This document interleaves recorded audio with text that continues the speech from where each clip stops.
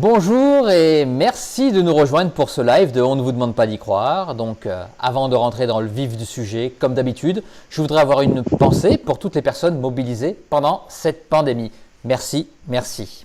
Alors aujourd'hui c'est le 1er avril et pourtant mon invité n'est pas du tout un canular. Il s'appelle Gabriel Lescoy et depuis 2012 il se nourrit de lumière. Oui, vous avez bien entendu, de lumière.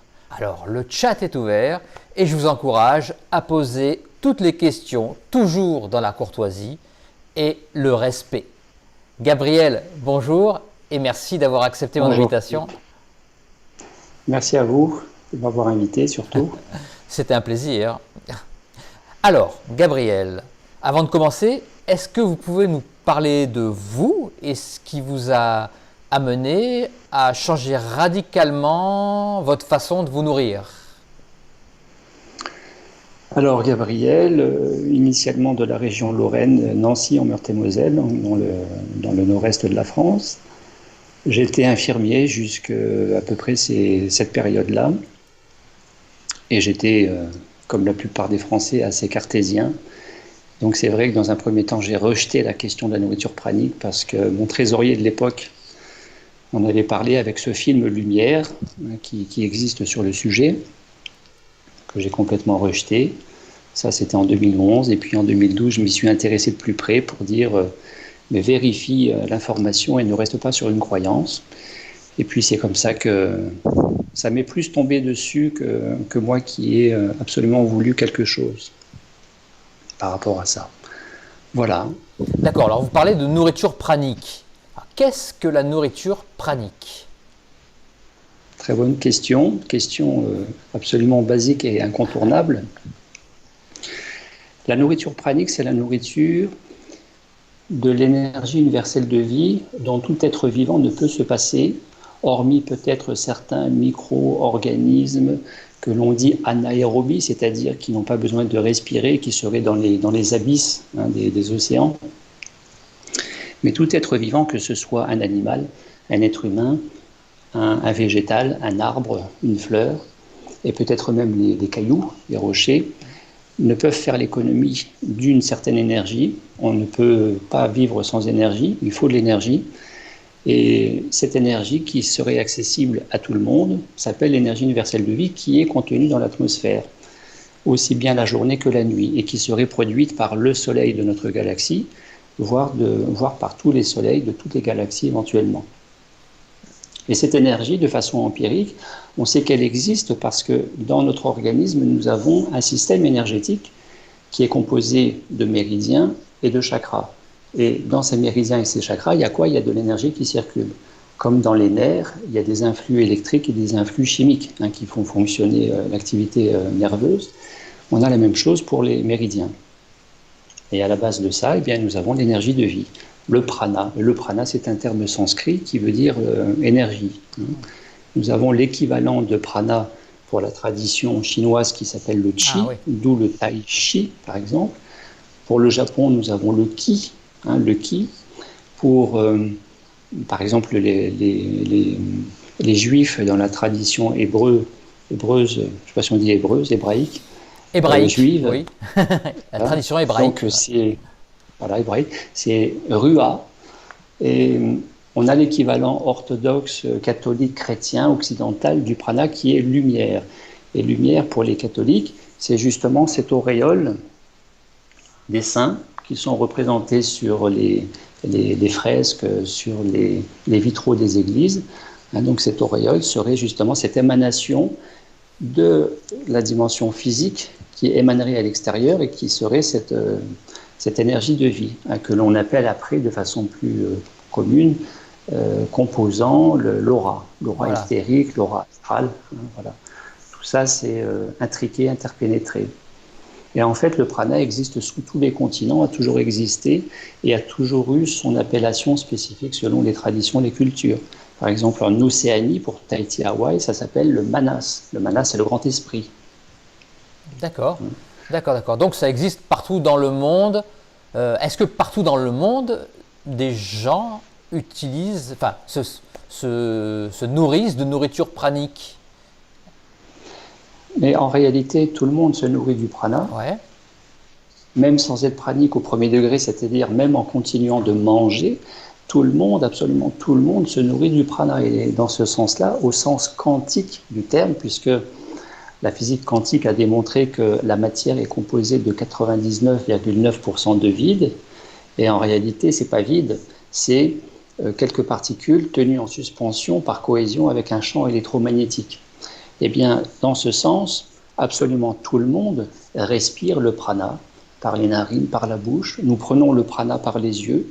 Pourquoi? Parce que nous avons ce fameux sun gazing, on se nourrit aussi de la luminosité par les yeux.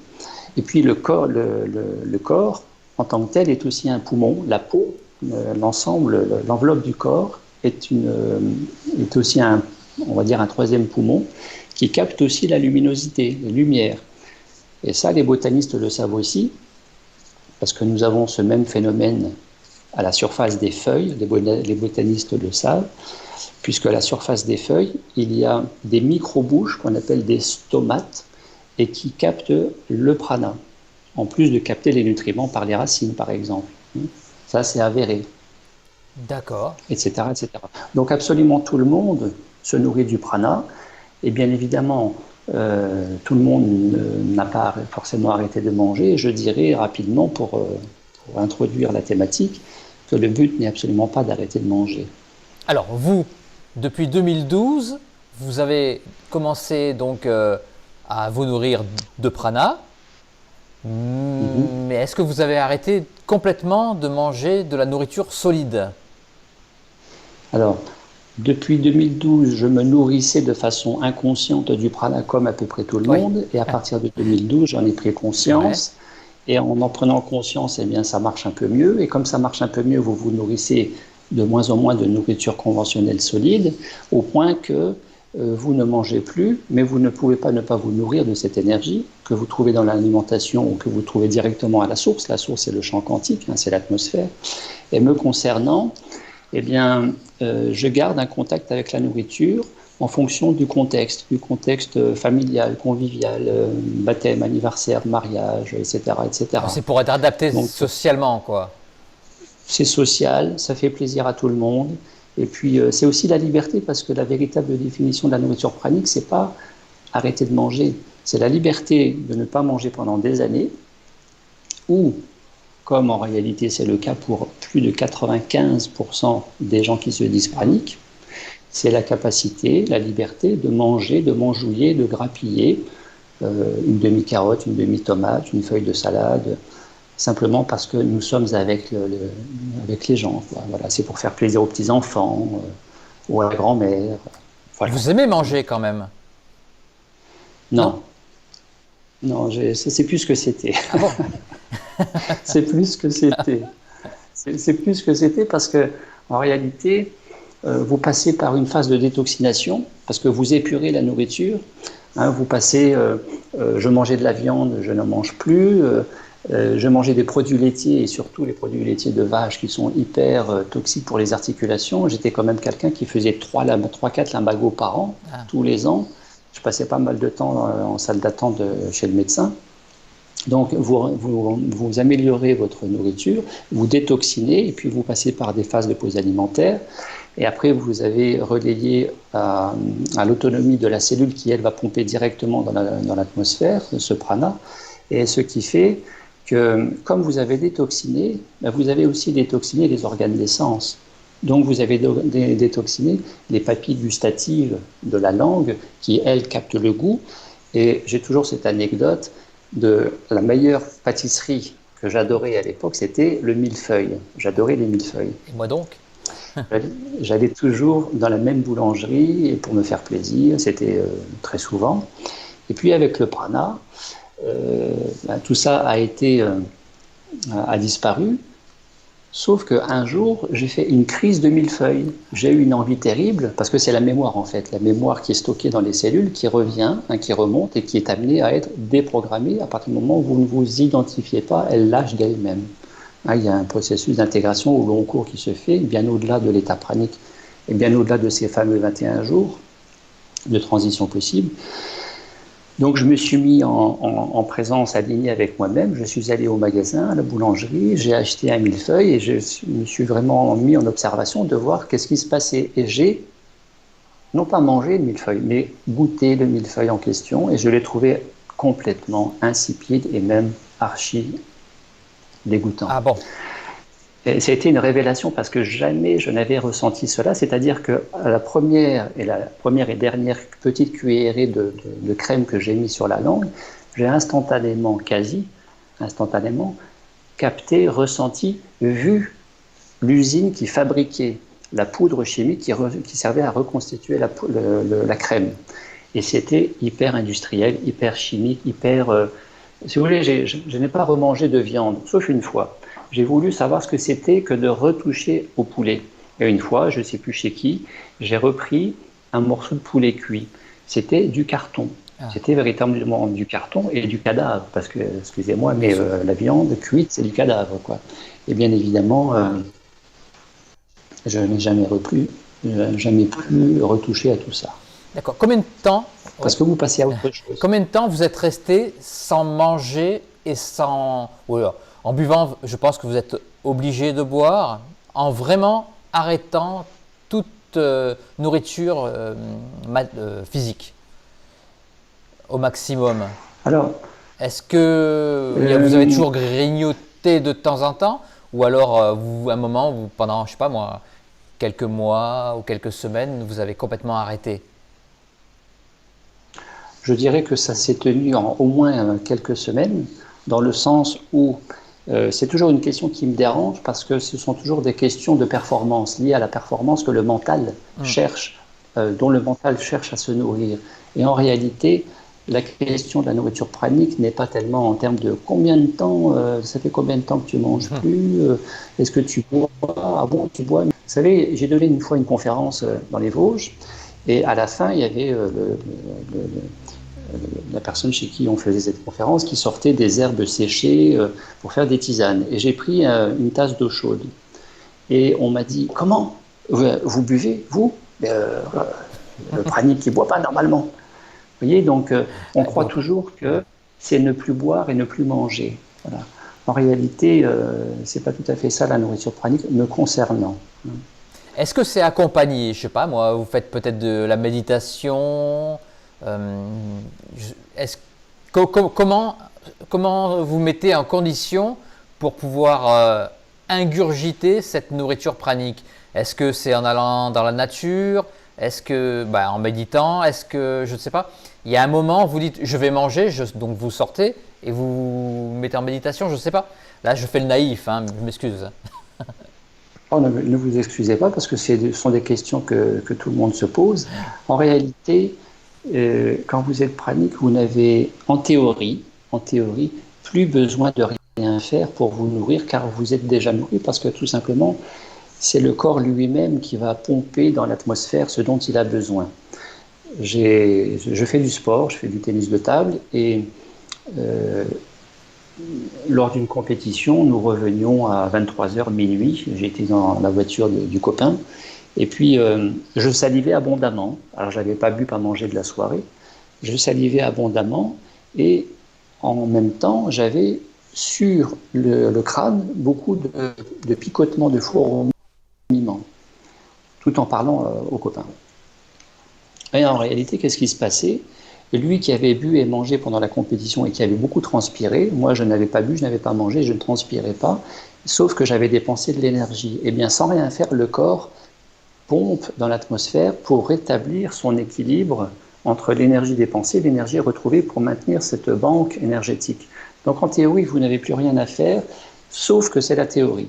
Parce qu'en réalité, l'état pranique procède, bien évidemment, parce qu'en réalité, en général, nous sommes trop lourds dans le corps et trop denses dans la tête, c'est-à-dire dans trop de mental. Nous sommes trop toxiques. Nous avons le plus souvent un organisme acide, parce que la nourriture industrielle est une nourriture acidifiante qui fait le lit de la maladie. Et la santé, c'est retrouver un équilibre acido-basique avec son corps, qui fait que quand vous êtes acido-basique, vous êtes beaucoup moins toxique, beaucoup moins de déchets liés à l'alimentation, mais aussi liés aux émotions mal digérées. aux petits et grands deuils de la vie de chacun que nous mettons parfois de côté et qui sont encore en suspens, aux ruminations, aux schémas de pensée qui peuvent être limitants, qui peuvent être conditionnés, vous voyez, et tout ça, et tout ça, et tout ça. On voit ça aujourd'hui avec le coronavirus. Les gens qui conduisent avec le masque alors qu'ils sont tout seuls dans la voiture et conduisent avec le masque, ça me fait toujours un peu sourire. Ouais. Voilà. Mais quand vous avez détoxiné, quand vous êtes aligné, c'est-à-dire une cohérence de fonctionnement entre la tête qui pense et le corps qui ressent, que vous êtes les pieds sur terre et la tête dans les étoiles, nous sommes une antenne cosmotellurique. L'énergie tertielle doit circuler de façon homogène, fluide, intense, ordonnée, harmonieuse. Eh bien, parce que vous êtes aligné, naturellement, vous passez un cran au-dessus en termes de niveau de conscience. Vous êtes beaucoup moins dans le mental et beaucoup plus en présence ici maintenant, en conscience déployée, qui fait que il y a des systèmes physiologiques, énergétiques physiologiques qui s'ouvrent et que vous recevez cette énergie de vie. Et cette énergie de vie vous suffit pour en être nourri et ne pas avoir forcément besoin de manger à côté. Maintenant, ça c'est la théorie, parce que pour rester pranique, il va falloir entretenir ce fameux alignement, c'est-à-dire gérer les pensées, gérer les émotions. Vous avez une mauvaise nouvelle, vous avez une peur importante, votre femme est hospitalisée, vous avez un accident de la route, vous avez la maison qui brûle, la voiture de voler. Si vous êtes rattrapé par trop de peur, trop de colère non gérée, etc., vous allez baisser en fréquence vibratoire, vous allez retourner dans quelque chose de plus dense vibratoirement, énergétiquement, et vous allez tout simplement vous désaligner. Et quand on est désaligné, la béquille émotionnelle par la nourriture, la béquille de la nourriture pour gérer ou pseudo-gérer l'émotion, risque fort de revenir, comme nous avons à peu près tous fonctionné toute notre vie comme ça, à manger plus pour nous remplir que pour nous nourrir. Eh bien, l'état pranique, le plus souvent, ne tient pas parce que les gens considèrent, et ça c'est un petit peu ça lâche tout doucement cette idée-là, mais c'était jusque-là pour moi quelque chose que je ne favorisais pas, c'est-à-dire que les gens considérant qu'ils allaient faire 21 jours de pause alimentaire et qu'ils seraient praniques. Or, l'état pranique n'est pas quelque chose à rechercher, c'est quelque chose qui se place en conséquence d'une hygiène de vie qui est optimisée, dans le fait de gérer la santé physique, gérer les pensées et les émotions plutôt que de les compenser, et que quand bien même vous êtes pranique, il y a une consolidation dans le temps à réaliser sur cet état pranique. Vous n'êtes pas pranique et puis ça y est, c'est fini. Parce qu'il y a des gens qui sont praniques pendant des années et qui ne veulent plus rien savoir de ça et qui remangent. Il y a des gens qui sont praniques au 21e jour d'une pause alimentaire. J'accompagne des groupes et des individus depuis 6-7 ans. Eh bien, il y a des gens qui basculent rapidement praniques, mais qui ne tiennent pas l'état pranique. Et puis, il y a des gens qui y sont depuis des mois et des années à cette heure-ci. Parce qu'il y a ce fameux alignement, expansion de la conscience. Quand vous retournez dans trop de mental, propre à la dualité, et donc nourri par les peurs plutôt que par l'amour, la joie de vivre au présent, et que vous désalignez, eh bien, vous retournez dans la nourriture solide. Quand vous êtes aligné, expansé, vous vous nourrissez de la nourriture plus éthérée, plus ciel symboliquement. Est-ce que vous la sentez, cette nourriture énergétique, quand elle rentre dans votre corps et nourrit vos cellules? Est-ce que vous la sentez physiquement? Alors, c'est naturel. J'allais dire aussi que chez moi, c'est un petit peu faussé, le fait que j'ai besoin de faire ou pas des choses pour me nourrir du prana, puisque j'accompagne quasi toute l'année, quasi tous les jours, des gens. Encore aujourd'hui, à 17h avant vous, j'avais un accompagnement par Skype pour deux personnes qui commencent 21 jours depuis ce matin. Et quand j'ai des individus par Skype, j'ai des groupes en résidentiel, donc je suis toujours en train de faire des pratiques, donc ça c'est un petit peu faussé. Maintenant, pour répondre à votre dernière question, il suffit simplement de ralentir, de se poser et d'écouter. Et là, un des bénéfices, il n'y a pas que des points négatifs dans le confinement avec le coronavirus, mais un des points positifs du coronavirus, c'est que le ciel est redevenu bleu dans bien des endroits avec la pollution qui s'est allégée, et que vous avez une qualité vibratoire, une qualité d'atmosphère, d'ambiance, d'énergie dans l'atmosphère qui est vraiment palpable. Et quand tout s'est quasi arrêté en France, hein, depuis qu'on y est dans ce confinement, j'ai eu cette impression de retrouver ces journées où à 6 heures du matin ou à minuit, il neige, tout est silencieux, il n'y a pas un bruit et il y a une énergie dans l'atmosphère. Et j'ai eu cette impression de retrouver ça. Et bien ça, c'est le champ quantique, c'est l'énergie pranique. C'est la densité vibratoire qui est dans l'atmosphère, qu'on capte, qu'on ressent beaucoup moins quand on est affairé par le mental, par les pensées, quand on fait 50 000 choses en même temps, qu'on n'est pas présent. Et quand vous freinez, quand vous ralentissez, les choses, elles sont là. Et là, on les perçoit particulièrement bien. Est-ce que... Alors, une façon de... Oui, allez-y. Pardon.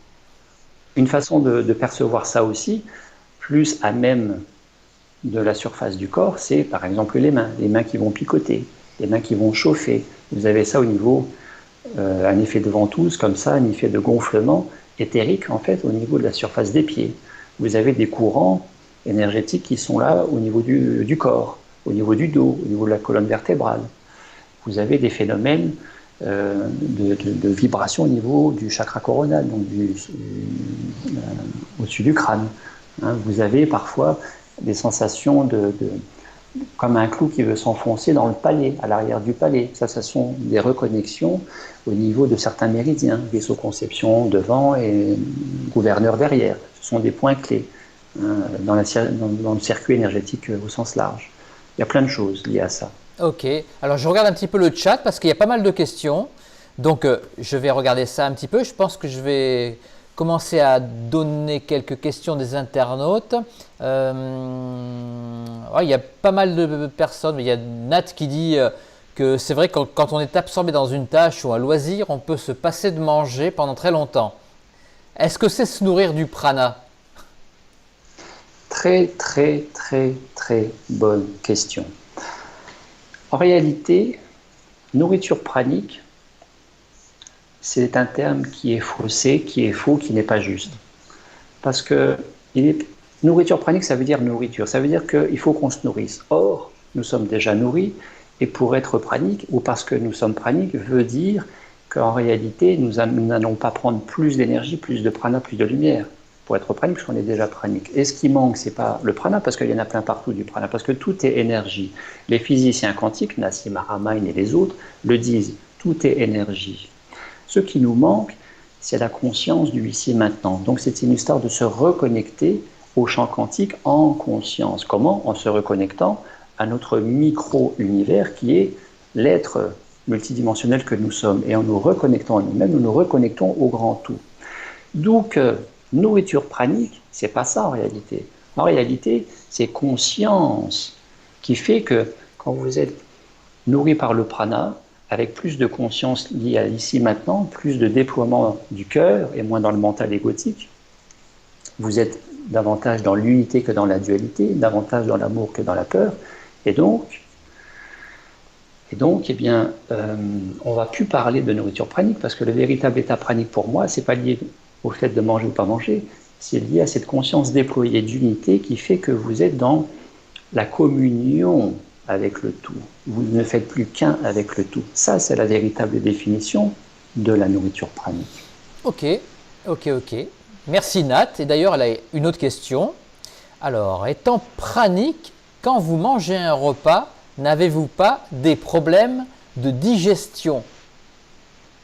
Ben justement, je ne mange pas de repas. Quand vous mangez un petit bout de carotte ou non, pas du tout. Non, parce que déjà je ne mange pas de repas. Et puis c'est pas simplement manger, c'est communier avec la carotte. C'est être avec la carotte, être avec ce que vous mangez. Et il y a cet alignement, il y a cette conscience. Et vous pourriez dire que vous êtes la carotte. Et si vous n'allez pas manger pour vous nourrir, vous allez manger pour être avec les gens. Et c'est vraiment très réduit, parce que de toute façon, si vous mangez de trop, j'en ai fait l'expérience, vous allez avoir une accélération du transit, ça va partir en live, vous voyez ce que je veux dire, voire vous allez faire des spasmes intestinaux, à moins que vous soyez en conscience avec tout ça, mais quand bien même vous n'allez pas manger, remanger un repas tout entier, c'est pas possible. C'est pas possible parce qu'au bout de une, deux ou trois bouchées, vous n'en pouvez plus, vous êtes saturé, vous êtes déjà nourri, vous êtes déjà plein. D'accord. Donc vous n'avez pas faim. Moi, je n'ai jamais Jamais faim. faim. Jamais, jamais. Ah, Non. c'est fou. Si, Hein? alors, j'ai faim de la Ah, vie, j'ai faim de plein de choses. Ce matin, je passais la tondeuse, je me nourrissais du moteur de la tondeuse, de l'herbe, de l'odeur de l'herbe coupée, des premiers rayons de soleil. Ce matin, à 4 heures du matin, j'étais debout et je faisais une vidéo qui sera après-demain normalement en ligne sur ma chaîne, sur YouTube. Eh bien, tout me nourrissait. Les coussins multicolores que vous découvrirez dans la prochaine vidéo sur lesquels j'étais assis me nourrissaient de la vibration des couleurs qui émanaient du coussin, etc., etc. Tout est en permanence nourriture, puisque vous êtes connecté à tout et que vous êtes le tout. justement, j'ai une question que je voulais vous poser et je vois qu'il y a à peu près la même question qui a été formulée différemment, mais qui est dans le chat. C'est Gérard. Bonjour, diriez-vous que vous êtes dans une dimension supérieure pour être dans cet état pranique? En fait, je pense quand il parle de dimension supérieure, souvent quand on parle avec des médiums ou voilà, des personnes qui sont connectées avec là-haut, ils disent que nous faisons partie d'un tout et on s'en aperçoit une fois qu'on sera décorporé. Est-ce que vous vous approchez de cet état? En fait, le corps n'a peut-être moins d'importance, je ne sais pas. Est-ce que, voilà, c'est difficile à formuler, hein, je vous avoue, mais est-ce que vous l'avez compris, ce que je voulais dire? Alors, la dimension supérieure voudrait dire qu'il y a des dimensions inférieures. En réalité, pour moi, c'est plutôt de l'ordre du multidimensionnel et à chaque niveau ou étage d'une dimension spécifique correspond à un niveau de conscience spécifique. Et donc, en élargissant le champ de la conscience, vous traversez les couches tout en étant dans le ici maintenant et vous accédez à ce ici maintenant partout et nulle part à la fois. Ça, c'est la conscience dite supérieure qui est unité avec le tout. Parce qu'en réalité, pour la conscience, il n'y a nulle part où aller. La conscience, elle est présence, elle est au présent. Mais bien plus que d'être présent ici maintenant, si vous vous abandonnez à cet état de présence à l'ici et maintenant, vous devenez la présence, grand P, et on connecte le divin, j'ai envie de dire. Et là, on est dans du supérieur, si vous voulez, mais ça me dérange toujours supérieur par rapport à inférieur. Je ne sais pas comment l'exprimer, c'est ça. Voilà. Si vous voulez, tout est là. Pour une approche psychanalytique de la nourriture pranique, j'aime bien dire que la nourriture pranique procède d'un sevrage. C'est un sevrage. C'est-à-dire que vous coupez le cordon avec la nourriture de la mère terre pour vous nourrir de la nourriture du Père ciel. Et là, c'est une dimension supérieure, tout en étant dans le ici maintenant, mais partout et nulle part en même temps.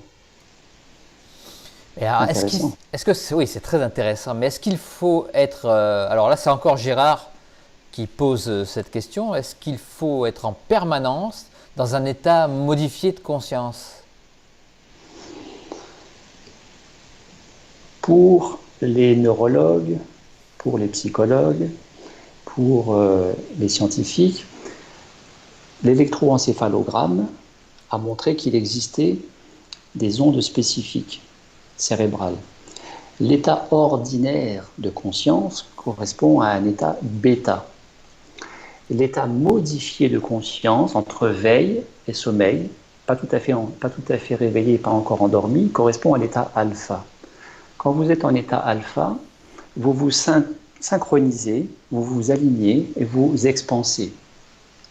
Et cet état dit modifié de conscience, qu'on dirait supérieur ou je ne sais pas quoi, en réalité, c'est notre condition en tant qu'être spirituel incarné tentant de vivre une expérience humaine.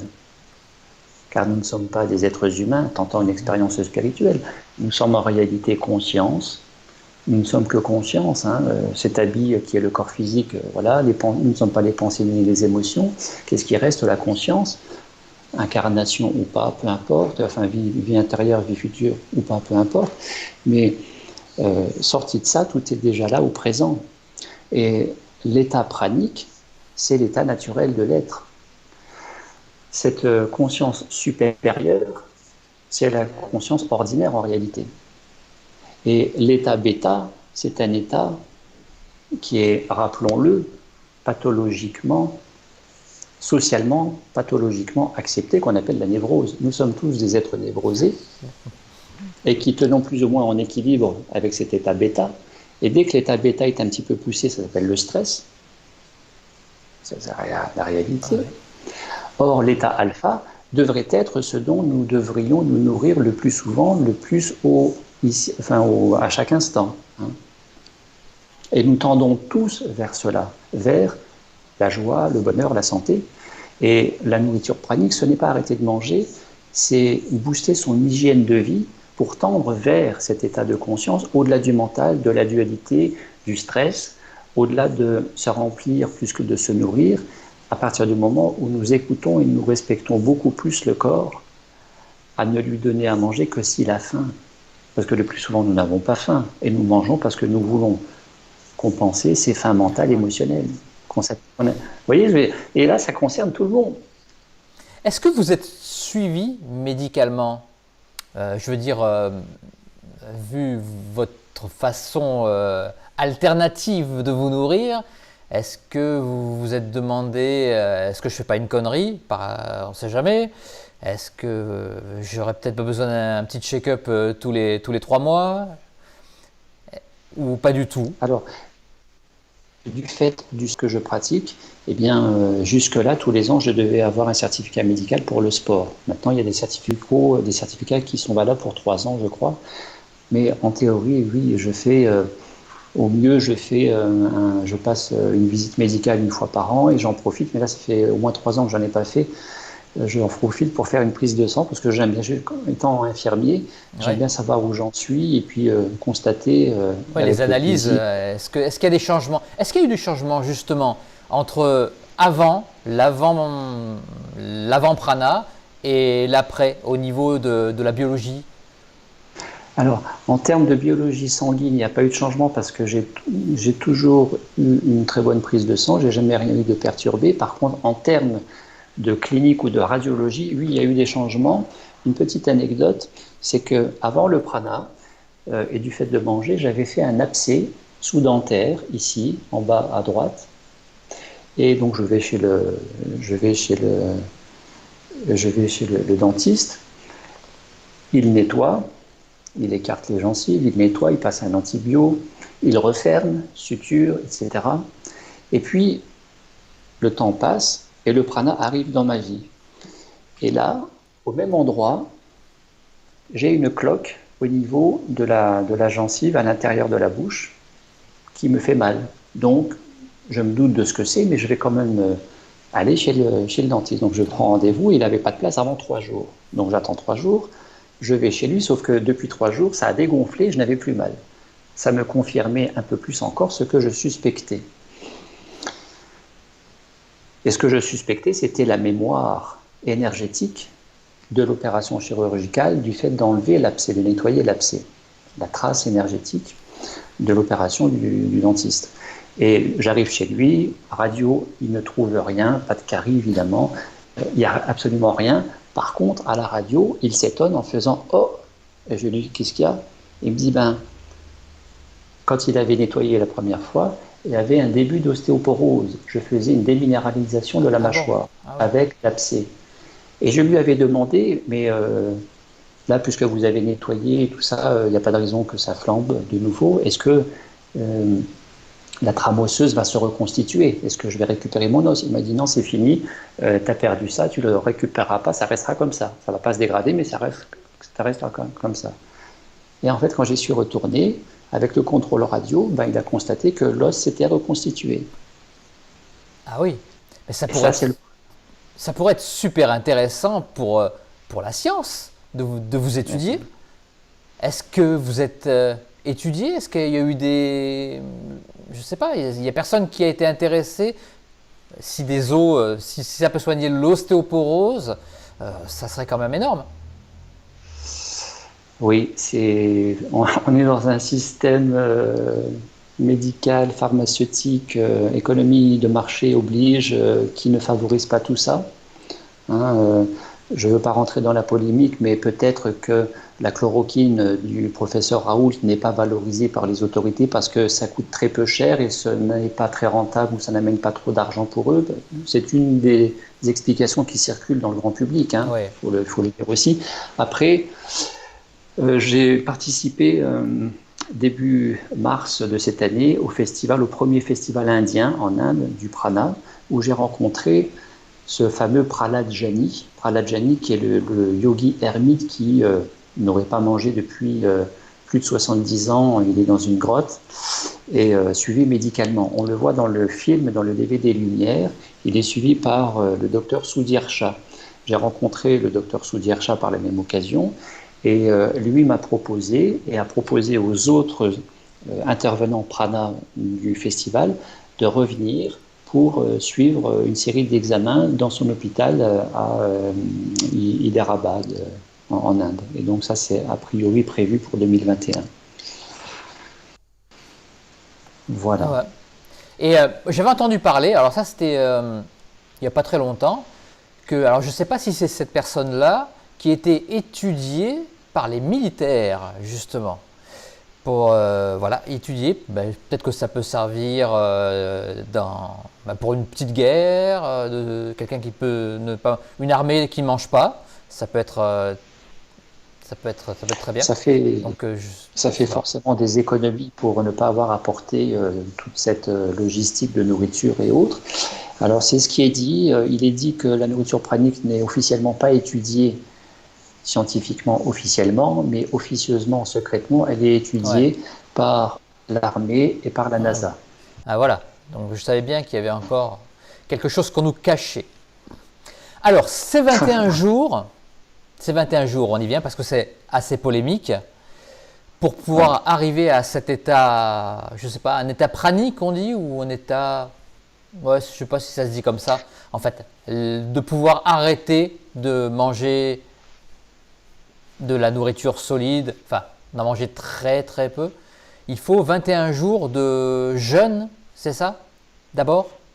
Alors, moi je ne m'exprime jamais en ces termes, c'est-à-dire pour arrêter de manger, pour atteindre cet état pranique. Et vous n'êtes pas en compétition?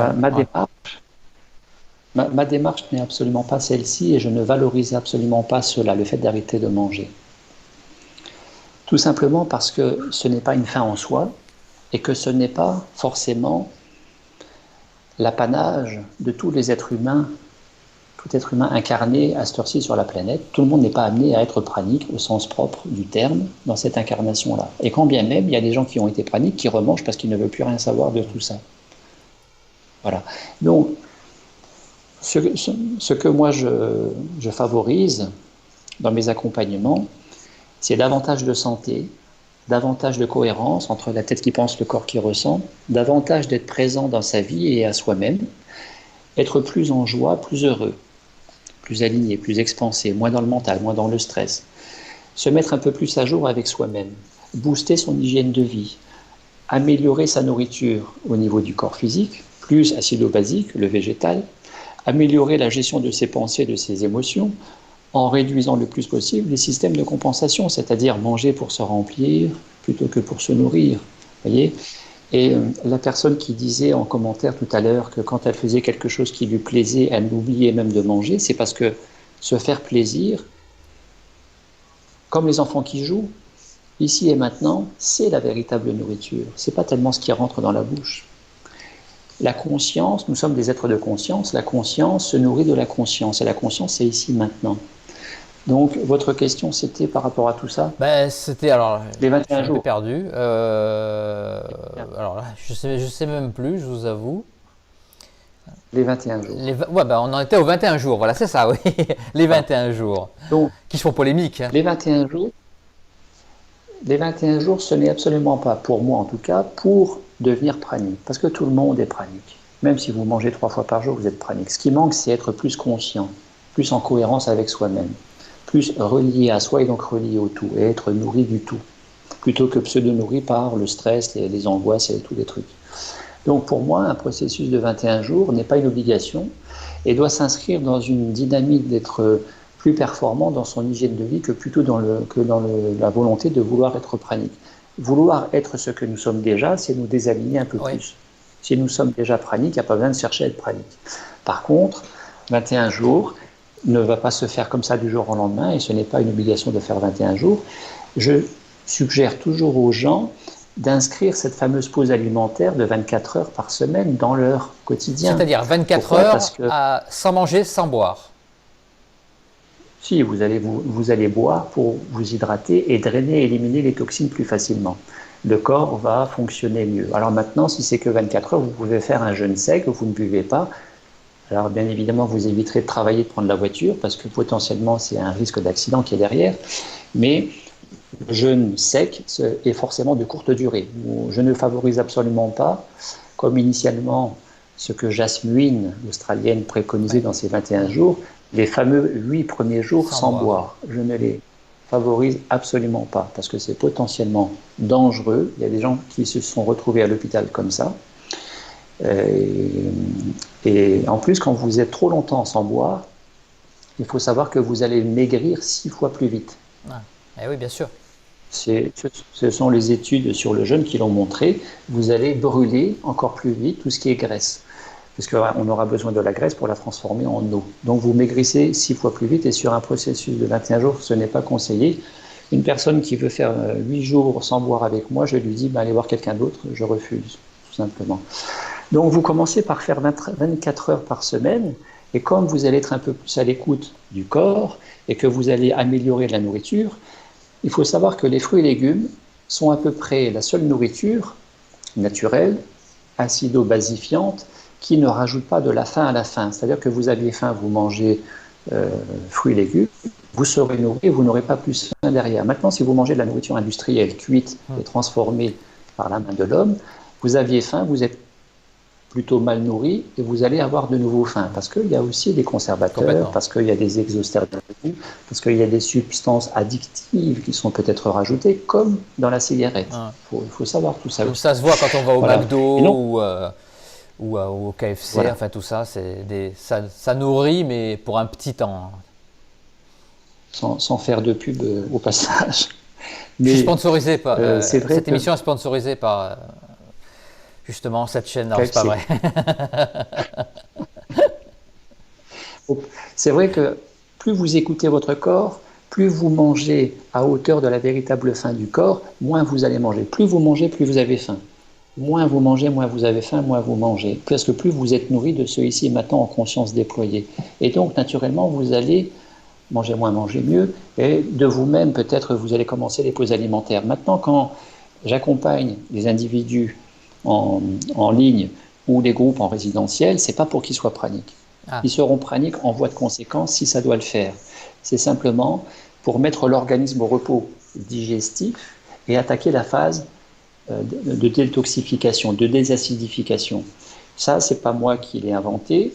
C'est entre autres le prix Nobel de médecine, octobre 2016, le docteur Yoshinori Osumi au Japon, prix Nobel de médecine, qui a montré par les principes de l'autophagie et de l'autolyse que quand on ne mange plus, l'organisme, par instinct de survie, va brûler dans la cheminée tout ce dont il n'a pas besoin. Donc les vieux meubles, les vieux livres, les vieilleries qui encombrent plus qu'autre chose et qu'on appelle des toxines. Et qui va revaloriser, booster la capacité d'autorégénération, d'auto-guérison par le corps lui-même et qu'on appelle la santé optimisée. Il y a Nicole. Voilà. Nicole pose une question. Quel est le pourcentage de gens praniques en France? Est-ce que vous êtes seul dans ce cas? Eh bien, c'est compliqué à répondre parce que pourcentage… pourcentage, non, plutôt le nombre de gens, plutôt. Est-ce que, je sais pas, alors, vous êtes 10, vous êtes 100 Il y a quelques années, il y avait les ambassadrices de la lumière de Jasmine qui avaient recensé et qui disaient qu'en France, il y avait peut-être 500 individus praniques dans le sens de ne plus ou de quasi plus manger. Dans le monde, on dit qu'il y aurait, en 2010-2012, on parlait de 50 000 individus, peut-être entre 50 000 et 150 000 individus dans le monde, mais c'est pas très important. Est-ce que ça augmente? Est-ce que les gens prennent de plus en plus conscience, ou peut-être pas l'information qui circule plus vite, et d'autres gens ont envie de passer le pas, et même s'ils étaient déjà praniques, d'aller plus loin dans cette démarche? Alors, j'ai envie de penser qu'il y aura de plus en plus de gens praniques, non pas parce qu'ils auront voulu être praniques et qu'ils auront fait 21 jours, mais que spontanément, la fréquence, mesure scientifique à l'appui, la résonance de Schumann met en évidence que la fréquence électromagnétique de la planète augmente.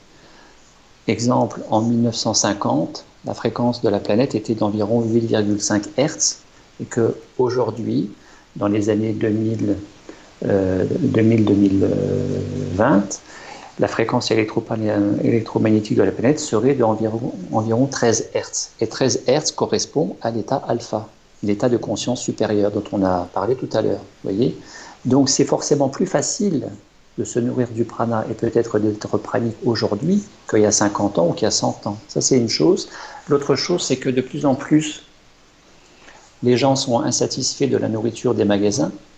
De plus en plus, la nourriture est trafiquée, la viande est trafiquée, et on ne pourra pas éternellement nourrir plusieurs milliards d'êtres humains sur la planète avec une paupérisation des sols, tout simplement du fait du bétail, le bétail qui appauvrit les sols, et que l'étape, sans forcément la rechercher, mais l'étape après l'étape du jeûne, c'est le prana, tout simplement. Vous savez, aujourd'hui, le prana, c'est très controversé, exactement comme il y a 40 ans, les premiers véganes. Les premiers, pardon? Les premiers véganes. Ah, les véganes, oui. Les premiers végétariens qui ont arrêté de manger il y a 40 ans, on les prenait pour des dingues, on les prenait pour des malades psychiatriques, pour une secte, tout ce qu'on voulait. Ils ont eu la vie dure au départ. Maintenant, il y a des rayons véganes, végétariens, bio, dans toutes les grandes surfaces. De plus en plus, on prône le bio, l'organique, comme on dit dans les pays anglo-saxons, l'état vegan. Eh bien, on est en train de glisser tout doucement vers cette nourriture du prana, mais il n'y aura pas de pranisme ou de nourriture pranique s'il n'y a pas de conscience pranique. Parce qu'il faut distinguer la nourriture pranique qui est la particule de lumière, le photon. Pour le professeur Fritz Albert Popp, en 1973-1974 en Allemagne, c'est lui qui a baptisé la particule de prana comme étant particule de photon, de lumière. C'est l'unité de mesure de la lumière. Et ce photon qui est intégré à l'organisme devient le biophoton. Ça, c'est la nourriture pranique. Et tout le monde se nourrit de la lumière. Après, vous avez l'état pranique. Vous êtes nourri de la lumière, vous arrêtez de manger, vous êtes pranique. Vous ne maigrissez plus, vous dormez 2 fois moins, vous êtes en super énergie, vous êtes en joie, sans raison, vous êtes heureux, et tout va bien. Et puis, vous avez à côté de ça la conscience pranique, c'est-à-dire que vous avez une conscience expansée au-delà du mental. Mais conscience pranique ne veut pas dire que vous avez forcément arrêté de manger. Vous avez des gens qui sont en conscience pranique et qui continuent de manger, et vous avez des gens praniques qui ne mangent plus, mais qui ne sont pas forcément en conscience pranique. Alors lequel des deux est à privilégier? Le fait d'arrêter de manger ou d'être heureux parce que conscience expansée? C'est une question philosophique. Question métaphysique. Métaphysique plutôt, exactement. Quel regard vous portez sur Hélène Grieve, la fondatrice du mouvement respirianiste? J'avais envie de vous poser cette question. C'est une bonne question, un petit peu piège, un petit peu dangereuse. Vous m'avez dit que j'avais le droit. J'avais le droit de poser des questions un petit peu embêtantes. J'aime bien les questions embêtantes, parce que c'est ça aussi qui me fait avancer avec moi-même. Tout simplement, Jasmine Helen Graves, l'Australienne, qui a fait connaître le prana. Alors, il n'y a pas de mouvement pranique. Il n'y a pas de mouvement pranique. Il y a des regroupements, il y a des festivals, il y a des conférences, oui, il y a des livres, il y a des vidéos, il y a des stages. Mais pour moi, il n'y a pas de mouvement et je n'adhère à aucun mouvement pranique. Ça, c'est important de le dire. Je me défends bien d'être dans une quelconque démarche sectaire. J'ai mis la photo de Hélène Grieve, la fondatrice du mouvement respirianiste. Elle est juste à côté de vous, à votre droite. Bon, enchanté, Hélène. Alors, Je ne l'ai jamais rencontrée. Après, c'est vrai qu'elle-même dit ne plus avoir ce discours de faire la promotion des 21 jours. Ce qu'elle prônait au départ, elle ne le prône plus maintenant parce que tout simplement, de plus en plus de gens basculent aussi spontanément, praniquent sans presque rien faire. Vous savez, euh, un jour, j'ai eu un coup de téléphone d'un monsieur, un routier, un Français catholique, et qui me dit, écoutez, je ne sais pas ce qui m'arrive, ça fait plusieurs jours, je ne mange plus, j'ai pas faim, je suis heureux. Bon, je ne comprends pas. Alors j'ai vu des vidéos, je vous ai vu, j'ai l'impression que ça ressemble à ce que vous dites, ce que vous faites. Est-ce que c'est ça? Ce monsieur-là qui est très croyant, très pratiquant, qui passe ses journées à prier, tout en étant à conduire son camion, est nourri de la prière. Et c'est comme ça que les mystiques, Padre Pio en Italie, Marthe Robin en France, Thérèse Neumann en Autriche ou Allemagne, pendant la Deuxième Guerre mondiale, ont basculé pranique parce qu'ils étaient nourris du divin. Et le divin, c'est une des sources du prana aussi. Vous voyez. Donc, Jasmine, eh bien, je crois qu'aujourd'hui, comme ça a toujours plus ou moins été le cas dès le départ, prône surtout la voie de l'amour, la voie de l'unité, la voie du respect parmi la fraternité et la communauté humaine, bien plus que d'arrêter de manger. Alors, moi, je vais vous lire un article, vous allez me dire ce que vous en pensez, de l'Obs, le journal, qu'on trouve sur le web. Alors, le respirianisme est porté par la gourou australienne Helen Grieve, alias Jasmine, auteure de Vivre et Lumière, 5 ans sans nourriture matérielle. Celle qui a bâti sa fortune en affamant ses soi-disant dizaines de milliers d'adeptes vient tous les ans en Europe, en France et en Belgique, notamment pour dispenser ses sornettes devant une audience souvent fragile psychologiquement. Ses conférences et ses ouvrages inquiètent les professionnels de la santé et ceux qui luttent contre les dérives sectaires. Et pour Science et Avenir, ce mouvement est considéré comme un mouvement New Age sectaire. C'est dur. Alors, c'est dur, pas pour moi en tout cas. C'est dur, pas pour moi, parce que moi, je n'adhère à aucun mouvement, que je fais très attention à ce que je fais avec les gens que j'accompagne, parce qu'il y a des gens que je refuse, des gens qui sont dans une démarche, dans un moteur anorexique. Ce n'est pas du tout le prana, l'anorexique, donc il y a des gens que je refuse. Les gens qui veulent être praniques pour être plus spirituels, ce n'est pas la démarche à respecter, parce qu'il faut d'abord cultiver l'unité et peut-être un jour l'état pranique s'il y en a un, et s'il n'y en a pas, c'est bien aussi. Donc moi, je me retrouve pas du tout dans cet article. Après, les détracteurs, comme je vous le disais avant de démarrer ensemble, les détracteurs ont aussi la bonne fonction d'être détracteurs parce que ça remet les choses en place par rapport à davantage de vigilance que chacun devrait observer, autant les accompagnants que les accompagnés. Et que j'ai, dans mes plus de 400 vidéos sur ma chaîne, j'ai fait en particulier deux vidéos qui rappellent aux gens de regarder où est-ce qu'ils mettent les pieds et d'exiger auprès de leurs accompagnants qu'ils soient un minimum compétents pour accompagner des groupes dans la surveillance de l'évolution du corps physique quand il est en pause alimentaire prolongée, par exemple 7, 14, 21 jours, qu'est-ce qui se passe au fur et à mesure, parce qu'il y a des accompagnants qui ne savent pas prendre une tension artérielle. Je ne trouve pas ça tout à fait normal. Il y a des accompagnants qui ne connaissent pas les gestes de premier secours. Vous avez un ou une stagiaire qui tombe, qui fait un malaise, qui tombe, et il y a des accompagnants qui ne savent pas faire un point anti-hémorragique ou faire une réanimation cardio-respiratoire s'il y avait lieu, exemple. Donc ça ne s'improvise pas, de même que de ce qui se passe dans la dynamique psycho-émotionnelle. Les gens, de ce qu'ils peuvent vivre en étant en pause alimentaire, ça ne s'improvise pas, il faut se former à ce qu'on appelle la relation d'aide. La relation d'aide, ce n'est pas quelque chose qui se lit sur 2 pages dans un bouquin, c'est pas ça. Il faut être un minimum formé à la psychologie humaine, etc. etc. Et ça, c'est quelque chose qui fait beaucoup encore défaut dans ces accompagnants et accompagnements qu'on peut trouver un peu partout. Voilà. Après, oui, dérive sectaire, secte. Bon, on pourrait s'arrêter sur la définition d'une secte. À partir du moment où vous ne pratiquez pas des tarifs exorbitants, que vous ne coupez pas les stagiaires de leurs liens, de leurs origines familiales, que vous ne leur faites pas de lavage de cerveau, ce qui est mon cas, que vous ne couchez pas avec vos stagiaires, eh bien, qu'est-ce qui reste dont on pourrait vous reprocher que vous soyez une secte? Eh bien, pas grand-chose. Voilà. Donc, je rappelle aux gens de faire attention où est-ce qu'ils vont et d'exiger un tampon de qualité sur les contrats qu'ils signent, les contrats de stage, etc., etc. Ok, ok, bah vous êtes bien expliqué. Il n'y a pas de problème. Alors, je reprends un petit peu les questions, parce que là j'ai un peu perdu le fil. Il y en a eu pas mal qui ont défilé, justement. Alors, il y en a une que je voulais vous poser. Bon, là, elle va tomber comme un cheveu sur la soupe, mais je vais vous la poser quand même. Parce que j'ai vu quelqu'un la poser, c'était Gérard qui l'a posée. Ah non, c'est pas Gérard. Enfin, bon, ben, je ne sais plus qui l'a posée, mais je vais vous la poser. Est-ce que vous allez aux toilettes? Très, très simple, question très pragmatique, réponse très pragmatique.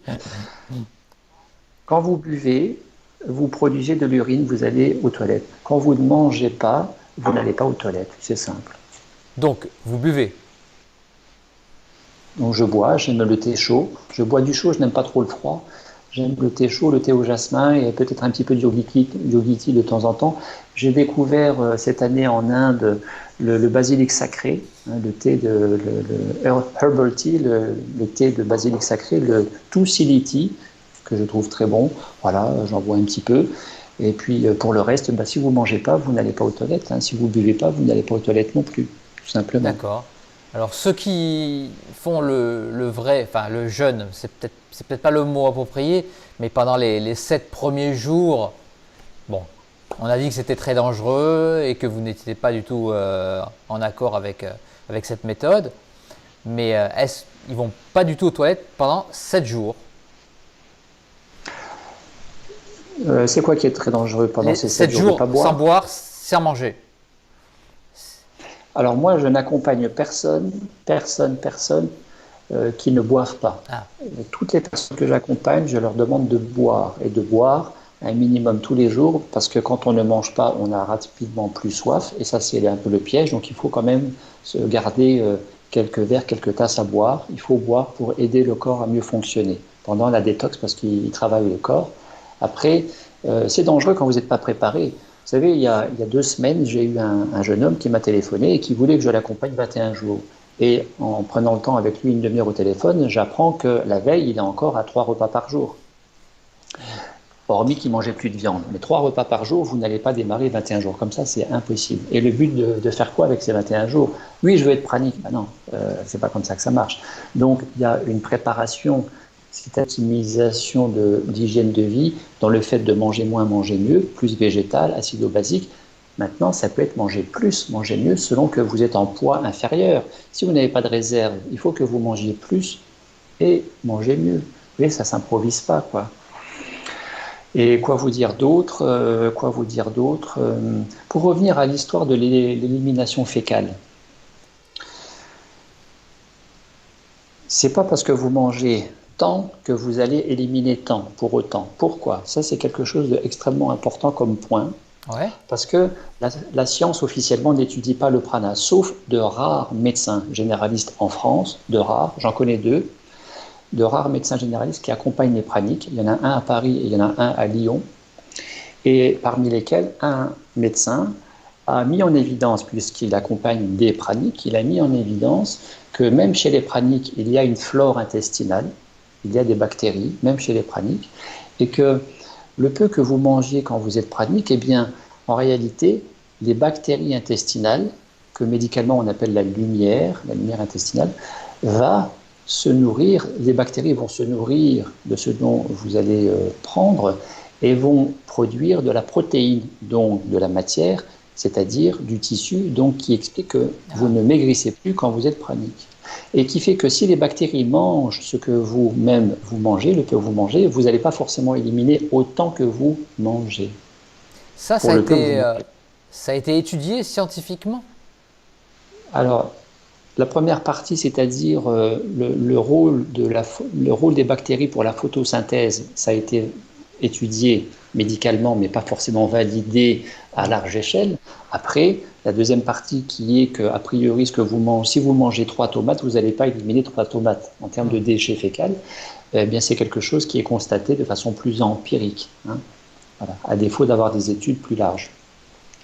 D'accord, d'accord, d'accord. Je vais regarder un petit peu les questions, là, parce que ça défile, ça défile. Il y en a beaucoup. Alors, attendez. Alors, là, c'était celle que j'avais notée, c'était donc pour la selle, c'était Nicole. Voilà. Bonjour Nicole. Tout, euh,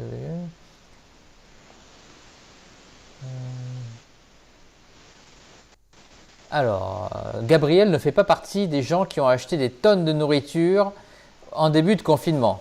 Justement, on en parle un petit peu du confinement. Pour vous, ça pose aucun problème. Je suppose que vous n'avez pas été dans votre supermarché favori faire une razzia sur le papier toilette. On en parlait tout à l'heure. Et donc sur les pâtes. Comment ça se passe Mais pour vous vous? savez, je me déplace tous les jours en voiture. Je vais à la banque, je vais me promener, etc., etc. Euh, je vais dans les magasins. Je ne mets pas de gants, je ne mets pas de masque, je n'ai pas de solution hydroalcoolique. Je suis un très mauvais exemple, hein, on est d'accord.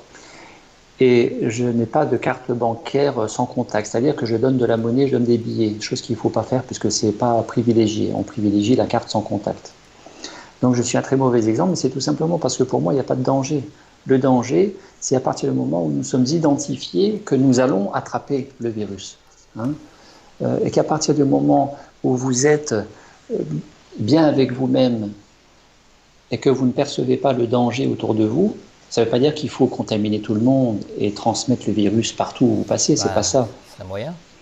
Mais dans le stress, la peur, et vous générez les conditions du danger dont vous avez peur et que vous allez attraper plus facilement, que vous allez vivre plus facilement, soit vous n'êtes pas dans la peur et tout va bien, il n'y a pas de problème, parce que quand vous êtes un peu plus dans l'unité, un peu moins dans la dualité,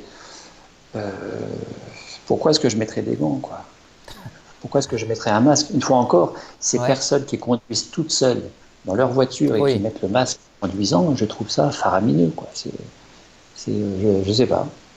Ah bon, ça c'est... La peur fait des fois faire des choses qui sortent un petit peu de l'entendement. C'est sûr, c'est sûr. Nous sommes incarnés dans le monde de la dualité. Vous savez, la dualité, c'est pas un problème en soi. La dualité, c'est il fait jour, il fait nuit. Il y a des gens gros, il y a des gens maigres. Il y a des gens gentils, il y a des gens méchants. Il fait froid, il fait chaud. Ça, c'est la dualité. Et c'est de cette dualité dont dépend de ce qu'on va en faire, de comment nous percevons la dualité, dépend de ce qu'on va en faire et de comment nous allons nous situer, soit dans l'unité, que rien n'est un problème, nous sommes avec tout, nous sommes tout, hein. Soit nous sommes dans la dualité, la peur, et tout devient un problème. Tout devient un problème. Voilà. Pour vous, tout à l'heure, on en... Donc, le confinement... Oui, allez-y. Oui. Ben justement, j'allais vous parler de ça, du confinement. Alors, pour moi, le confinement a bien des avantages et des aspects positifs. Alors, bien évidemment, à ce jour, nous avons plus de 3000 morts en France, hein. Il y en a bien plus encore ailleurs, en particulier en Italie, en Espagne. Bien sûr qu'on ne va pas se réjouir pour ça. Après, ça rappelle à la question de l'immunité, des défenses immunitaires et donc de la qualité de la fréquence vibratoire de l'organisme qui résulte de l'hygiène de vie physique, mentale, émotionnelle. C'est extrêmement important, c'est l'hygiène de vie. J'en dirai pas plus parce que j'ai déjà fait une vidéo sur ma chaîne Vivre de Lumière sur YouTube qui s'appelle « Comment se prémunir efficacement du coronavirus ». Et cette nuit à 4 heures du matin, j'ai enregistré une toute dernière vidéo qui sera en ligne d'ici après-demain et qui s'appelle « Coronavirus : de la guerre à l'amour ». La guerre, c'est Emmanuel Macron, l'amour, c'est Gabriel Lescois. Je ne vous en dis pas plus, vous découvrirez. De toute façon, j'ai mis les liens de toutes vos coordonnées, votre site YouTube, votre site Facebook, votre site web aussi. Tout est en dessous dans la description de la vidéo. Voilà. Bien, je vous en remercie beaucoup. Pas de problème. Alors, j'ai quelqu'un qui me dit, alors c'est Yasmine qui me dit « Bonjour, vous avez confiance en votre système immunitaire, c'est ça? Ou alors c'est autre chose ?» C'est que je suis quelqu'un qui a toujours été en très bonne santé, hormis de faire quelques limbagos quand je mangeais, vous savez, des yaourts et des fromages de vache. J'ai toujours été quelqu'un qui a toujours été en très bonne santé. Je ne me souviens pas avoir eu une prise de sang perturbée. Après, l'immunité, c'est beaucoup le rapport à la vie qui fait que soit vous êtes dans la peur et vous baissez les fréquences vibratoires et donc votre niveau d'immunité, et ça c'est pas moi qui le dis, c'est le docteur Hans Selye, première moitié du XXe siècle, médecin canadien québécois d'origine hongroise et qui est le père du stress, Hans Selye, et qui a défini la réaction de stress comme étant réaction standard typique de stress comme étant le syndrome général d'adaptation. Et quand vous êtes stressé, on est stressé soit par la colère, soit par la peur, à des degrés plus ou moins forts. Quand vous êtes stressé, vous allez faire vous allez baisser les défenses immunitaires, voire les effondrer. Et il y aura un minimum de 10% des défenses immunitaires que vous allez perdre du fait du stress. Et le stress, en général, c'est la peur, dans ce cas de figure du coronavirus. Donc je fais confiance, je n'ai pas besoin de faire confiance, c'est que, voilà, pour moi, il n'y a pas de danger. Pour moi, il n'y a pas de danger. Je ne vis pas dans la peur d'attraper quelque chose. D'accord. Alors, il y a quelqu'un bon, qui, est, qui est un peu énervé sur la chaîne et qui dit en plus, il ne respecte pas le confinement. Je préfère couper cette vidéo. Réfléchissez à qui vous laissez la parole sur cette chaîne. Rassurez cette personne. Vous ne croisez, vous embrassez pas les gens dans la rue. On ne sait jamais. Vous pouvez être porteur sain. Bien évidemment, je n'embrasse personne, je serre la main de personne. Je ne sors en ville que parce que j'ai un besoin de m'y rendre et que je prends l'air autour de chez moi et je ne fais pas des kilomètres ni en voiture ni à pied, bien évidemment. Je ne vais pas embêter les gens et je reste dans ma sphère, voilà. Dans ma sphère géographique. Comme ça, c'est clair. Vous pouvez revenir sur la chaîne et continuer à regarder la vidéo. Hein. C'était My Name is Polo. Voilà. Mais c'est bien de l'avoir dit quand même, au moins c'est clair. Ça veut dire que c'était peut-être pas clair pour pas mal de monde. Oui, puis c'est tout aussi clair de ma part que de rappeler qu'il n'y a absolument pas vocation à transmettre un quelconque virus, microbe, bactérie, d'être porteur et transmetteur d'une infection potentielle parce qu'on serait porteur sain et de le transmettre à quelqu'un qui deviendrait malade. Il n'est pas question de ça non plus. Il n'est pas question de contaminer son entourage sous son toit non plus. Il faut faire attention à tout ça, bien évidemment. La prévention, personne ne doit en faire l'économie. Alors, pour vous, l'après-coronavirus, qu'est-ce que ça va donner? Tout à l'heure, on en a un peu parlé en off. Et j'ai trouvé votre réflexion intéressante, donc ça serait bien que vous nous la fassiez partager. Alors, qu'est-ce que l'après-confinement va donner dépendra très certainement des prises de conscience réalisées par les uns et les autres pendant le confinement et des changements mis en place dans leur vie, dans leur quotidien. À savoir que pour moi, le confinement, il a surtout une vocation, soit vous vous en plaignez, soit vous tournez en rond comme un lion en cage, soit vous vous occupez devant la télé à manger des chips, des pizzas, du coca et de la bière et tout ça, vous attendez que les choses passent et vous tournez en rond, vous ruminez. Vous savez qu'il y a des études toutes récentes qui ont évidence que la maltraitance aux enfants a augmenté du fait du confinement. On aurait remarqué ça, il faut le dire. Soit vous saisissez l'opportunité qui est donnée pendant le confinement du fait de tout ce temps libre dont on dispose parce que la priorité n'est plus le travail, pour faire le point avec soi-même dans sa vie. Pourquoi je dis ça? Parce qu'une fois encore, ça dépend comment vous regardez les choses. Le coronavirus, corona, ça fait penser à coronal. Et le coronal, c'est le chakra coronal. C'est énergétiquement quelque chose qui est porteur le plus porteur possible dans la dynamique spirituelle. Coronal, c'est le spirituel. C'est le lien tertiel, c'est le lien avec les sphères de conscience supérieure, via la glande pinéale qui est alignée entre les deux oreilles, ou l'épiphyse. Et puis, Covid-19. Co vient de cum, qui veut dire avec, ensemble. Vide, eh bien, quand vous enlevez la lettre D du mot vide, vous avez la vie, vie. Donc vous avez avec, ensemble, la vie et spirituelle, coronale. Eh bien, tout simplement, cette retraite forcée à ne pas pouvoir aller à l'extérieur ou dehors fait que si on ne peut pas aller dehors, on peut aller dedans. Si on ne peut pas aller à l'extérieur, on peut aller à l'intérieur. Pourquoi faire? Pour regarder d'un petit peu plus près, tout simplement faire le ménage. Faire le ménage avec soi-même. Nettoyer les armoires, les placards. Et quand on a fait tout ça, le grenier et la cave, on peut aussi un petit peu nettoyer à l'intérieur. Comment? Eh bien, regarder un peu les pensées, les émotions, la nourriture. Faire le point avec telle et telle personne avec lesquelles on s'était brouillé, qu'on va leur téléphoner, se réconcilier, se mettre à jour, peut-être aimer un peu plus les gens, pardonner, etc., etc.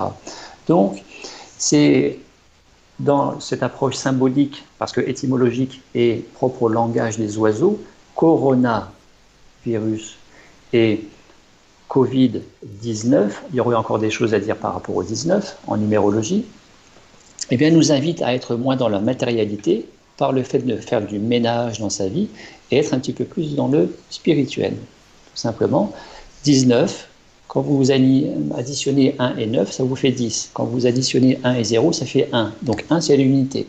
19, c'est à 2 pas de 21. 19 plus 2, 21. 21, c'est 2 et c'est 1. Une des symboliques fortes du 21, c'est de passer du 2, la dualité, à 1, l'unité. Covid-19, en faisant le ménage dans sa vie, être plus spirituel, moins attaché au matériel, eh bien, nous serons mieux dans notre vie, tout simplement. Et à partir de toutes ces prises de conscience et de ce qu'on aura mis en place pendant le confinement, parce qu'on a quelques semaines pour nous, là, maintenant, eh bien, la suite en découlera. Peut-être pour plus de liberté, d'égalité, de fraternité parmi nous, les Français et nous autres des êtres humains. Ça serait bien. Que les gens soient un petit peu plus dans l'amour et un petit peu moins dans la haine. Vous savez, quand vous voyez Daniel Cohn-Bendit qui insulte le professeur Raoult en disant qu'il ferme sa gueule, parce qu'on n'entend que lui et puis il se vante d'être un génie, etc., etc., on n'a pas besoin de ça. On n'a pas besoin de ça. On a beaucoup plus besoin de modèles inspirants comme Mère Teresa, Martin Luther King, comme Gandhi, comme je ne sais pas qui, etc., etc., quoi. Voilà. Nous avons beaucoup plus besoin de l'amour. Pourquoi? Parce que l'amour va monter votre fréquence vibratoire et va vous renforcer dans vos défenses immunitaires. Et le but de la vie, c'est ni de mourir, ni d'être malade, ni de haïr son voisin, mais d'être un petit peu plus dans le rayonnement du cœur et un petit peu moins dans le mental égotique. Égotique. Voilà. Ok. Vous avez bien répondu pour ça. Parce qu'il y a quelqu'un qui me dit justement, ne serait-ce pas plutôt la pleine conscience retrouvée qui permet un état de bien-être, une bonne santé, un équilibre que l'état pranique? Ça, c'est Annabelle qui pose cette question. Je pense que c'est un peu lié, non? Mais c'est ce que j'allais dire, c'est complètement lié. Chère Annabelle, bonjour. C'est complètement lié parce qu'il n'y a pas de véritable état pranique sans une conscience pranique. Et la conscience pranique, elle n'est pas plus pranique qu'autre chose. La conscience pranique, c'est une conscience d'unité et donc de pleine conscience. Maintenant, l'intitulé pleine conscience est un terme trompeur. C'est un terme galvaudé par la médiatisation qui est faite autour de pleine conscience, parce qu'en réalité, pleine conscience, elle n'est pas pleine conscience. Parce que la pleine conscience qui est enseignée par Christophe André, par le docteur Gérard Bloch, le rhumatologue à Strasbourg, pour le diplôme universitaire de médecine neurosciences qui est enseigné à Strasbourg, une fois encore, et ailleurs, il y a plusieurs endroits en France. La pleine conscience est une pleine conscience liée à la sensorialité. Il y a un terme sanskrit qui est, je crois, jnani conscience. Et jnani conscience, c'est la pleine conscience de la sensorialité. Et la sensorialité, c'est pas la pleine conscience d'unité, c'est la pleine conscience corporalisée par les organes des sens qui nous met en relation avec le monde extérieur et qui nous fait nous distinguer, nous, du reste des autres individus comme étant différents en tant que je. Et ce n'est pas la conscience d'unité, c'est la pleine conscience sensorialisée. Parce que après cette pleine conscience sensorielle, vous avez la pleine conscience de l'unité. Donc on a des palliatifs, on a des paliers à ça aussi. Tout ça, c'est progressif. La pleine conscience n'est pas une finalité en tant que telle, si on reste dans cette pleine conscience sensorialisée. Parce que quand on dit, si je ne peux pas aller à l'extérieur, je vais aller à l'intérieur. Donc je prends conscience, je deviens conscience de mon intérieur. Mais même intérieur et extérieur est une illusion. Parce que pour la pleine conscience d'unité, vous n'êtes pas plus à l'intérieur qu'à l'extérieur, puisque la conscience, elle est infiniment, éternellement présente au présent et expansée à l'infini dans ce ici, maintenant, partout et nulle part. Il n'y a nulle part où aller pour la conscience. Donc vous n'êtes pas plus à l'intérieur qu'à l'extérieur. Nous savons que nous sommes dans l'univers, la planète Terre est dans l'univers. Nous sommes dans l'univers, mais nous savons aussi maintenant, avec les neurosciences et la physique quantique, que l'univers est en nous. Eh bien, nous savons aussi maintenant, avec la conscience d'unité, qui n'est pas la conscience pranique au sens de arrêter de manger, qui est la conscience pranique dans le sens de l'unité. Eh bien, non seulement nous sommes dans l'univers, non seulement l'univers est en nous, mais en plus, nous sommes l'univers. D'accord, une belle démonstration que je vais quand même réécouter pour tout saisir. Je vous avoue que des fois, j'ai un petit peu décroché. C'est normal parce que vous suivez aussi les questions. Oui. J'espère que… Non, voilà, je fais un petit peu 10 000 choses en même temps, mais voilà. En gros, j'ai compris. Je vais quand même continuer à regarder le chat. Mais c'était une très bonne question. Merci Annabelle, je crois qu'elle s'appelle. Oui, c'est ça. Regardons un petit peu le chat. Alors… Bon, ça c'est Wanad qui dit « Quand nous vibrons à haute fréquence, le virus passe à côté de nous. C'est la raison pour laquelle il est souhaitable de ne pas nourrir la peur qui baisse les fréquences. » C'est exactement ce que vous disiez. À côté ou au travers, si vous voulez, effectivement. Ce sont des niveaux de fréquence vibratoire, puisque en unité bovis, en radiesthésie, plus vous êtes bas, plus vous êtes sujet à la maladie. Et ce qui rend propice à la maladie, c'est un terrain acide. Et le terrain acide, c'est la nourriture acidifiante, parce que industrielle, ce sont beaucoup les émotions. Et la peur nous descend en vibration. Plus vous vibrez haut, plus vous générez les conditions de la santé. Comment se mesurent les unités bovis? Comment on mesure une vibration? Les unités bovis, eh bien, il y a des gens qui fonctionnent avec le pendule. Sur une planche. Un scientifique ne validera pas ça, je pense. Voilà, et puis après, vous avez des choses beaucoup plus élaborées, mais comme ça ne fait pas partie de mes pratiques, je ne saurais pas vous en dire plus parce que je ne les connais pas, ces mesures. Mais vous avez des choses plus électroniques maintenant. D'accord, ok.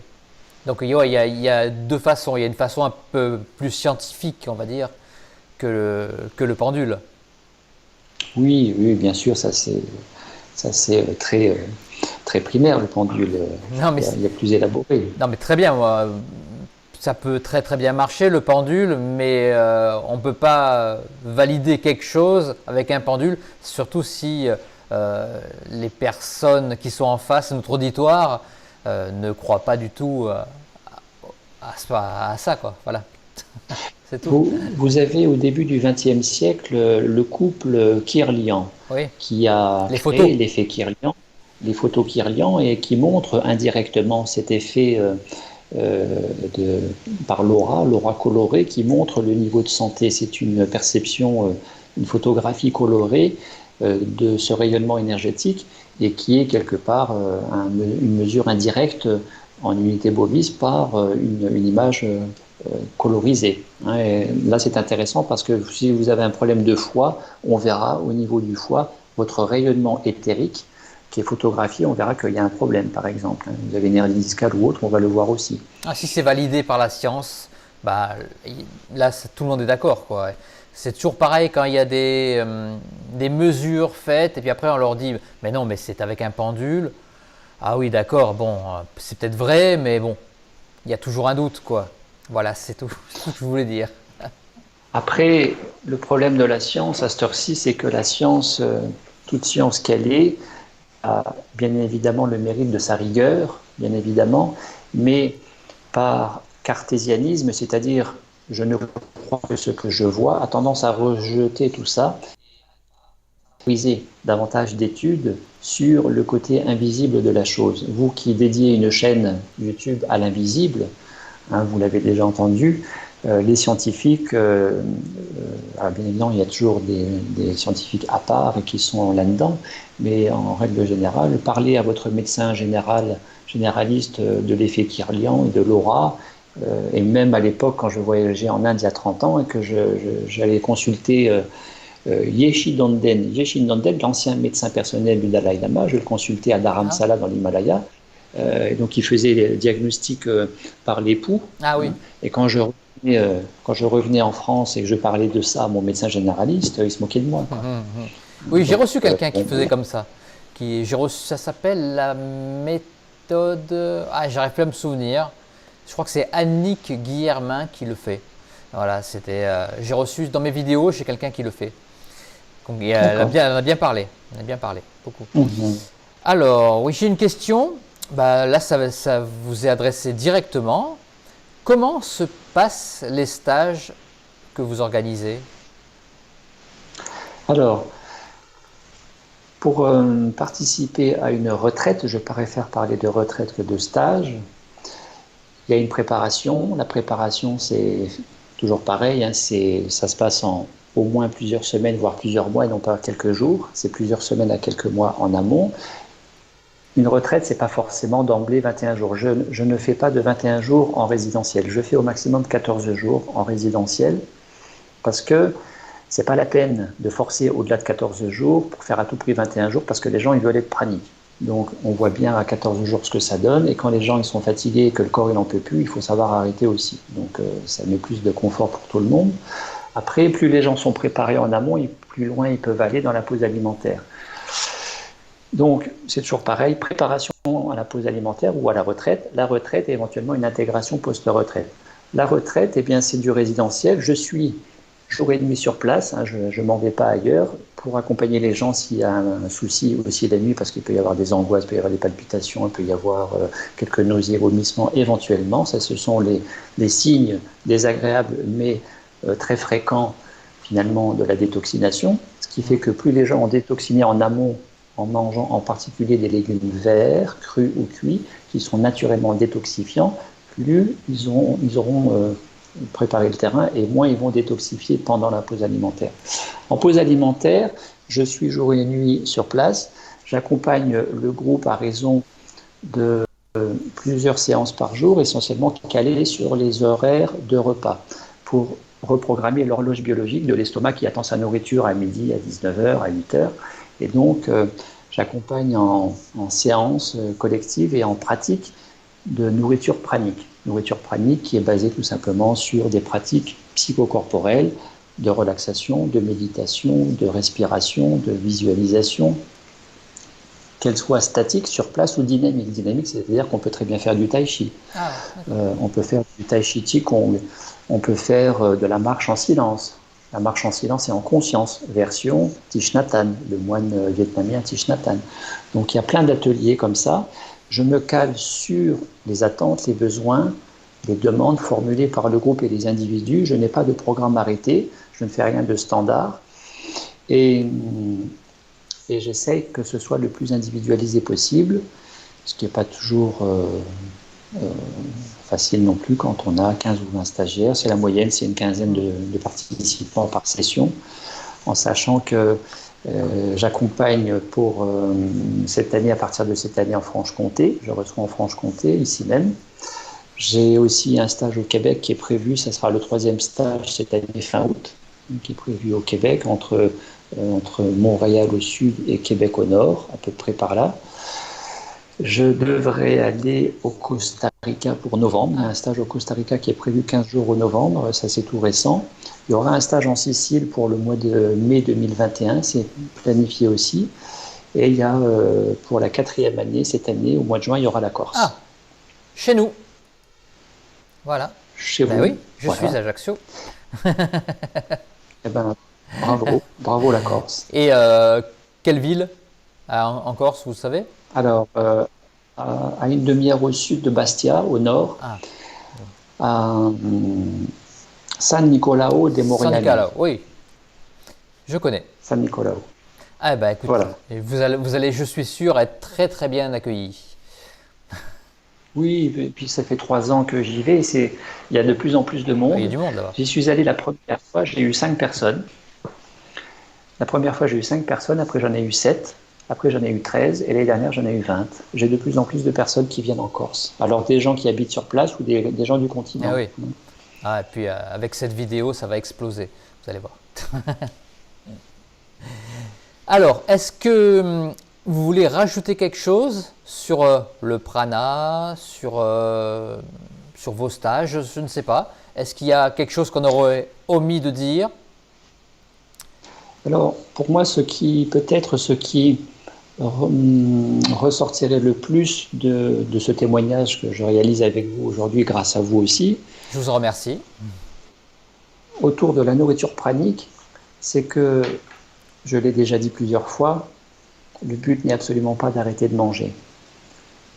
Le but, c'est de se nourrir en conscience de la conscience liée à ici et maintenant, avec soi-même, qui fait que nous sommes davantage reliés au tout et que le tout va nous nourrir. Et que comme nous sommes nourris par le tout, donc reconnectés et reliés au tout, nous sommes le tout. Et d'où que je parlais de la communion plutôt que de la nourriture pranique.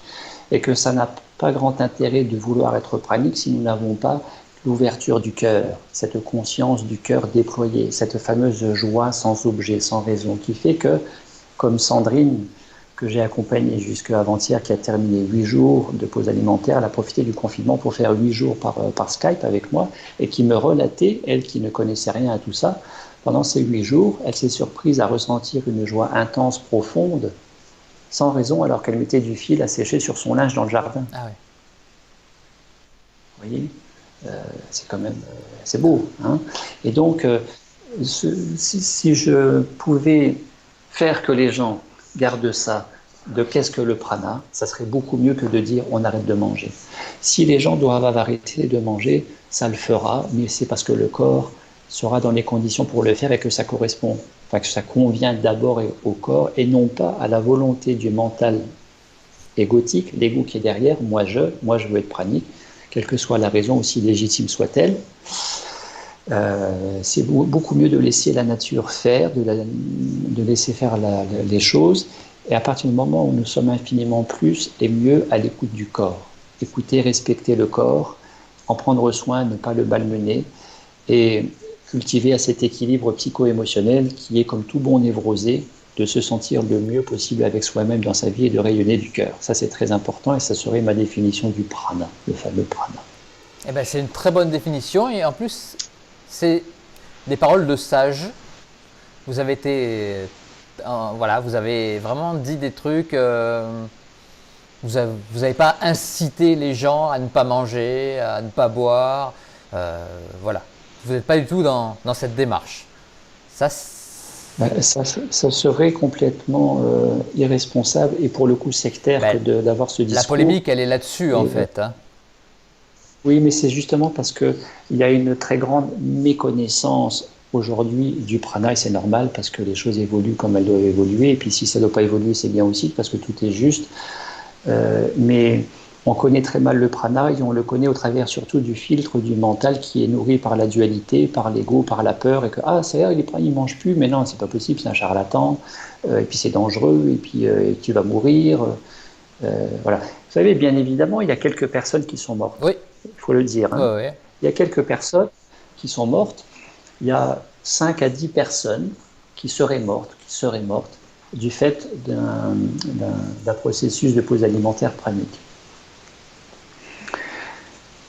Mais non pas que ce soit normal, mais c'est complètement logique.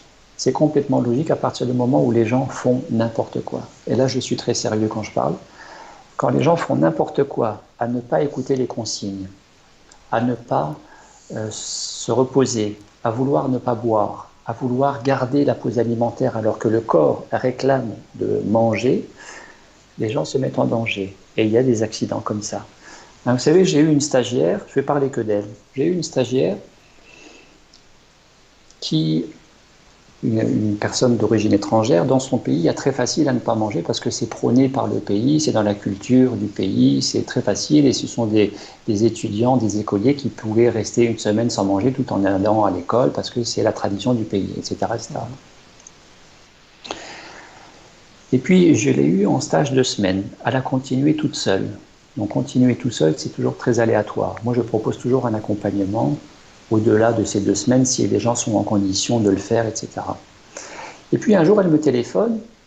Elle était à 57 jours de pause alimentaire. 57 jours. Et elle me dit, bon, Gabriel, je suis pranique, hein, je tiens. Et j'ai même pris 500 grammes. Hein. Je ne perds pas de poids et j'ai pris 500 grammes. Alors, quand on me dit je tiens, c'est pas bon. Ouais. C'est pas bon. Il y a un problème. C'est qu'elle est en compétition. J'ai pris là. 500 Ouais. grammes. J'ai pris 500 grammes. Alors, bon, on fait le point. En fait, elle avait des œdèmes. Oh. Des œdèmes au niveau des chevilles. Elle faisait de la rétention d'eau. C'est-à-dire qu'il commençait à y avoir des déséquilibres et des carences au niveau éléments de vitamines ou des potassium, calcium, voilà. Et de faire le point avec elle, de creuser la question, elle a fini par me dire qu'elle mâchouillait de la nourriture pour la recracher et se mettre les doigts dans la gorge pour se faire vomir. Ça, c'est de l'anorexie. C'est grave, c'est très grave. Et donc je l'ai engueulé, je l'ai vraiment engueulé pour dire il faut que tu arrêtes et il faut absolument que tu remanges, c'est pas possible. Et j'ai encore creusé la question avec elle, elle a fini par me dire oui Gabriel, je crois que tu dois avoir raison, parce qu'en fait, maintenant je vais te le dire, tu sais, j'ai été voir mon médecin, il m'a tout analysé, il m'a dit que j'avais tous les organes détraqués, que j'étais complètement déséquilibré, qu'il fallait que je remange. Mais tu sais, mon corps, il veut pas manger. Non, c'est ta tête qui veut pas manger. Ouais. Tu dois absolument manger. Là, c'est pas possible de faire ça. C'est pas possible. Ah oui. Parce que les gens veulent être praniques. Ils s'imaginent qu'ils vont être praniques, ils vont être, ça y est, au paradis. Mais le paradis, il est là déjà. C'est ici, maintenant. C'est la conscience d'unité, la conscience déployée, c'est la pleine conscience au-delà du intérieur-extérieur, au-delà de la dualité. Ok. Vous savez, je dis toujours, ouais. C'est important aussi, je dis toujours qu'il y a plus d'éveillés qui mangent que de gens praniques éveillés. Ça, c'est extrêmement important à le placer, hein. Très important. Et si ça ne suffit pas, j'aime aussi à rappeler que le Christ mangeait, que Bouddha mangeait, que Mahomet il s'était arrêté, Bouddha. Il a fait une méditation, il n'a pas mangé pendant je ne sais plus combien de jours, je ne connais pas bien le bouddhisme. Mais... Oui, il a fait une pause alimentaire. Une pause alimentaire. Hein? Mais Mahomet, paraît-il, mangeait 3 dattes par jour. Bon, 3 dattes par jour, en fait, il était pranique. 3 dattes par jour, il est pranique. Mais il mangeait. Hein, voilà. D'accord. Le but, c'est d'être heureux, d'être en santé. On parle de la pleine conscience. Moi, j'aime bien parler de la pleine santé, pleine conscience, du rayonnement du cœur, de la joie. Hein, et d'aimer un petit peu, de s'aimer un petit peu plus, parce qu'il y a du boulot à faire chez beaucoup de gens, de s'aimer un peu plus. S'aimer un peu plus, ça doit faire réfléchir, hein, s'aimer un peu plus. Comment est-ce qu'on peut s'aimer si on ne s'accepte pas? S'aimer un peu plus, s'accepter un peu plus et aimer un petit peu plus autour de soi. On devrait parler maintenant, normalement, là, on devrait être reparti pour un quart d'heure sur l'amour. Il y a l'amour conditionnel et l'amour inconditionnel. Tant qu'on sera dans l'amour conditionnel, je t'aime si ça m'arrange parce que je vais avoir quelque chose en retour, c'est pas de l'amour. Et la pleine conscience, la conscience d'unité, la conscience pranique, c'est l'amour inconditionnel. Ok. Voilà. Sur ces belles paroles, on va se quitter. Eh bien, merci Philippe, merci à toutes les personnes qui oui. ont... Elles étaient assez nombreux aujourd'hui, vous vous êtes lâchés. Donc, bon, je m'excuse moi, auprès de toutes ces personnes, certaines, j'ai pas pu poser leurs questions.